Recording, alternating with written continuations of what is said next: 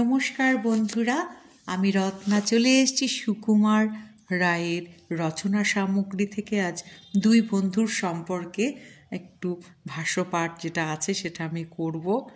তো দুই বন্ধুর ভাষ্যপাঠ বলার থেকে বলা যায় গল্প যে দু বন্ধুর, সেটা কিন্তু আমি এখন তোমাদেরকে পড়ে শোনাবো।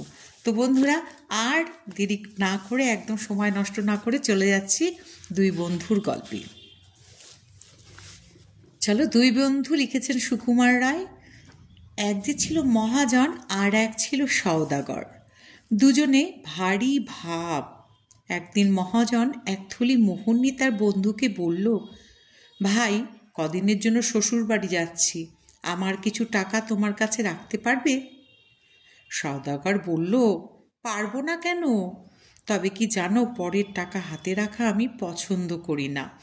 তুমি বন্ধু মানুষ, তোমাকে আর বলবার কি আছে?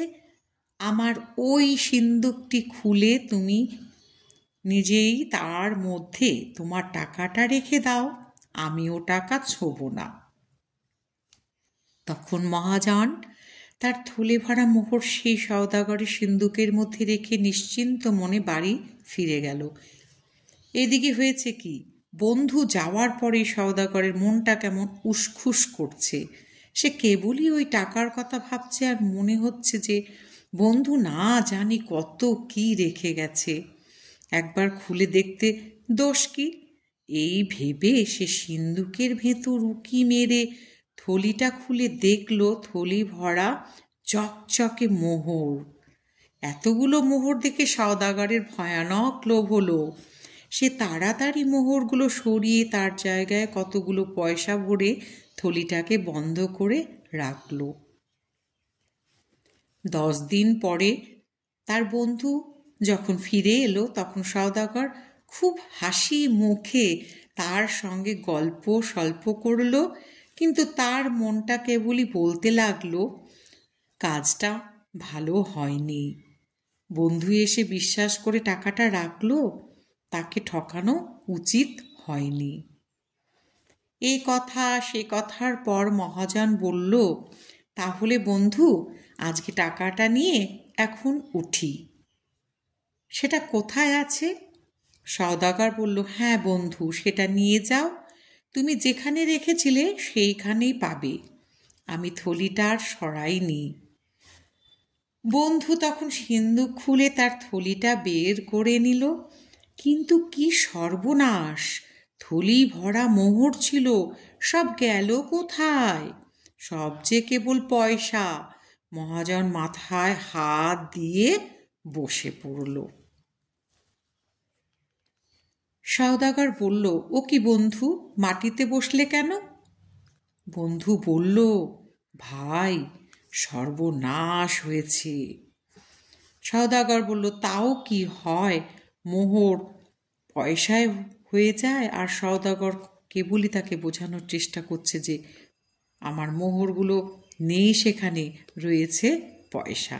তো তারই উত্তরে সওদাগর বলল, তাও কি হয়, মোহর কখনো পয়সা হয়ে যায়? সওদাগর চেষ্টা করছে এরকম ভাব দেখাতে যেন সে কতই আশ্চর্য হয়েছে, কিন্তু তার বন্ধু দেখল তার মুখখানা একেবারে ফ্যাকাশে হয়ে গেছে। ব্যাপারটা বুঝতে তার আর বাকি রইল না। তবু সে কোনো রকম রাগ না দেখিয়ে হেসে বলল, আমি তো মোহর মনে করেই রেখেছিলাম, এখন দেখছি কোথাও কোনো গোল হয়ে থাকবে, যা যা গেছে তা গেছেই, সে ভাবনায় আর কাজ নেই। এই বলে সে সওদাগরের কাছে বিদায় নিয়ে পয়সার থলি বাড়িতে নিয়ে গেল। সওদাগর হাঁপ ছেড়ে বাঁচল। 2 মাস পরে হঠাৎ একদিন মহাজন তার বন্ধুর বাড়ি এসে বলল, বন্ধু, আজ আমার বাড়িতে পিঠে হচ্ছে, বিকেলে তোমার ছেলেটিকে পাঠিয়ে দিও। বিকেলবেলা সওদাগর তার ছেলেকে নিয়ে মহাজনের বাড়িতে রেখে এলো আর বলল, সন্ধ্যার সময় এসে নিয়ে যাব। মহাজন করল কি, ছেলেটার পোশাক বদলিয়ে তাকে কোথায় লুকিয়ে রাখলো, আর একটা বাঁদরকে সে ছেলের পোশাক পরিয়ে ঘরের মধ্যে বসিয়ে দিল। সন্ধ্যার সময় সওদাগর আসতেই তার বন্ধু এসে মুখখানা হাঁড়ির মতন করে বলল, ভাই, একটা বড় মুশকিলে পড়েছি। তোমার ছেলেটিকে তুমি যখন দিয়ে গেলে তখন দেখলাম দিব্যি কেমন নাদুস নুদুস ফুটফুটে চেহারা, কিন্তু এখন দেখছি কিরকম হয়ে গেছে, ঠিক যেন বাঁদরের মতন দেখাচ্ছে। কি করা যায় বলো তো বন্ধু? ব্যাপার দেখে সওদাগরের তো চক্ষু স্থির।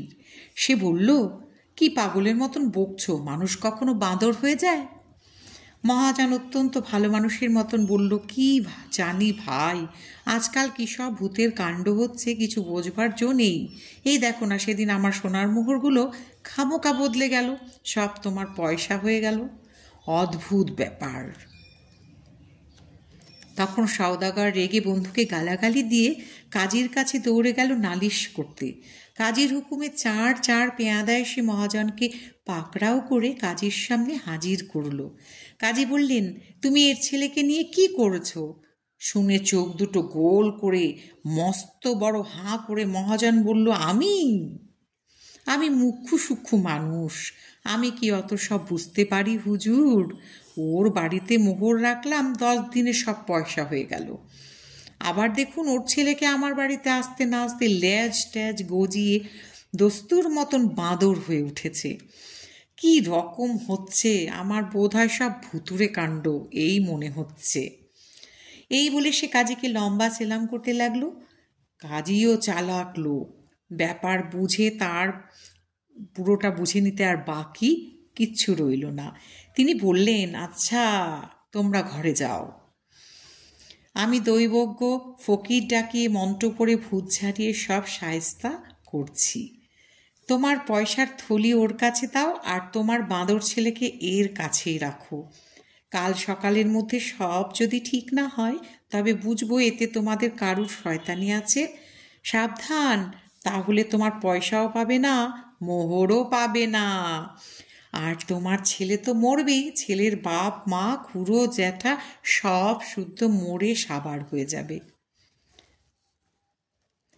সওদাগর পয়সার থলি সঙ্গে নিয়ে ভাবতে ভাবতে ঘরে চলল। মহাজন বাঁদর নিয়ে হাসতে হাসতে বাড়ি ফিরল। ভোর না হতেই সওদাগর থলির মধ্যে আবার মোহর ভরে মহাজনের বাড়ি গিয়ে বলছে, বন্ধু বন্ধু, কি আশ্চর্য, দেখে যাও, তোমার পয়সাগুলো আবার সব মোহর হয়েছে। মহাজন বলল, তাই নাকি? কি আশ্চর্য, এদিকে সে বাঁদরটাও তোমার খোকা হয়ে গেছে। তারপর মোহরের থলি নিয়ে সওদাগরের ছেলেটিকে ফিরিয়ে দিয়ে মহাজন বলল, দেখ জোচ্চোর, ফের আমায় বন্ধু বন্ধু বলবি তো মেরে তোর থোঁতা মুখ ভোঁতা করে দেব। তো কেমন লাগলো সেই দুই বন্ধুর গল্প? দেখো, চালাক চতুর সবাই করে, ছোট থেকে বড় করে, কিন্তু অতি চালাকের গলায় দড়ি, এই কথাটা কিন্তু আমরা জানি। তো আমি এই রচনা সামগ্রী সুকুমারের বইটি আমার ভীষণ প্রিয়। আমি সময় অসময়ে এই বই নিয়ে সময় কাটাই। আর এখন তোমরা এত আমার যে বড় একটা ফ্যামিলি হয়েছে, ফ্যামিলি ফেসবুকের, সেই বন্ধুদেরকে আমি কিছু শোনাবো না তা তো হয় না। কেমন লাগলো জানিও। আর এইরকম মজার মজার গল্প, কবিতা শুনতে আমার কি করবে, আমার এটা লাইক শেয়ার কমেন্ট করে দিও, যাতে আমি উৎসুক হই এবং বেশি করে তোমাদের জন্য এগুলো তৈরি করতে পারি। তো সবাই ভালো থেকো বন্ধু, খুব এনজয় করো। আজ মকর সংক্রান্তি, পিঠে পুলি খাও, সকলকে খাওয়াও, দিনটি মিষ্টি মধুরভাবে কেটে যাক এই শুভকামনা। Bye bye.